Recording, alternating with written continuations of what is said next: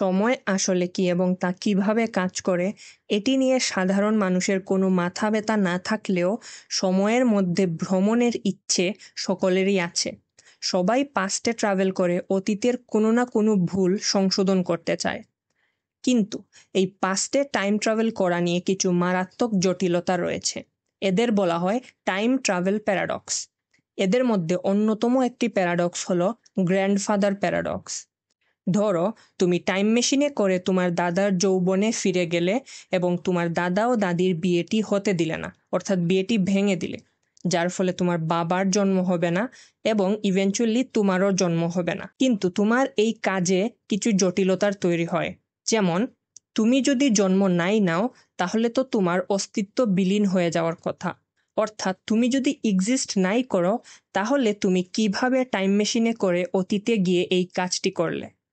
আবার তুমি যদি এই বিয়েটি না ভাঙো তাহলে তুমি জন্ম নেবে এবং তোমার কাছে এই সুযোগটি থাকবে যে তুমি পাস্টে গিয়ে এই বিয়ে ভেঙে দাও। তাহলে এখানে একটি লুপ তৈরি হয়। এই যে লুপ, এই লুপটি হচ্ছে গ্র্যান্ডফাদার প্যারাডক্স। অর্থাৎ তুমি অতীতে গিয়ে তোমার করা কোনো কাজের কারণে তোমার নিজের অস্তিত্বই প্রশ্নবিদ্ধ হতে পারে। টাইম ট্রাভেল রিলেটেড এরূপ প্যারাডক্সের জন্য ডোরেমন অ্যানিমে অনেক ফেমাস, কারণ এর প্রত্যেকটা এপিসোডে কোনো না কোনো টাইম ট্রাভেল রিলেটেড প্যারাডক্স আমরা দেখতে পারি। যেমন, একটি এপিসোডে নোবিতা জানতে পারে তার বাবার পেইন্টার হওয়ার একটি স্বপ্ন ছিল, কিন্তু সেই স্বপ্নটি পূরণ হতে পারেনি। তো নোবিতা সিদ্ধান্ত নেয় সে অতীতে গিয়ে তার বাবার স্বপ্ন পূরণে সাহায্য করবে। তো সে ডোরেমনের সাথে অতীতে গিয়ে তার বাবার স্বপ্ন পূরণের চেষ্টা করে। কিন্তু পরবর্তীতে তারা জানতে পারে যে তার বাবার স্বপ্ন পূরণের জন্য তার বাবাকে একটি বিত্তশীল পরিবারে বিয়ে করতে হবে। তখন নোবিতা ও ডোরেমন ভয় পেয়ে যায়, কারণ এমন হলে নোবিতার জন্ম হবে না।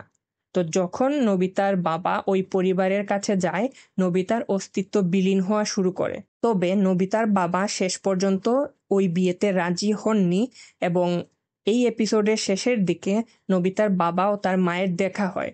তখন নোবিতার অস্তিত্ব আবার ফিরে আসে।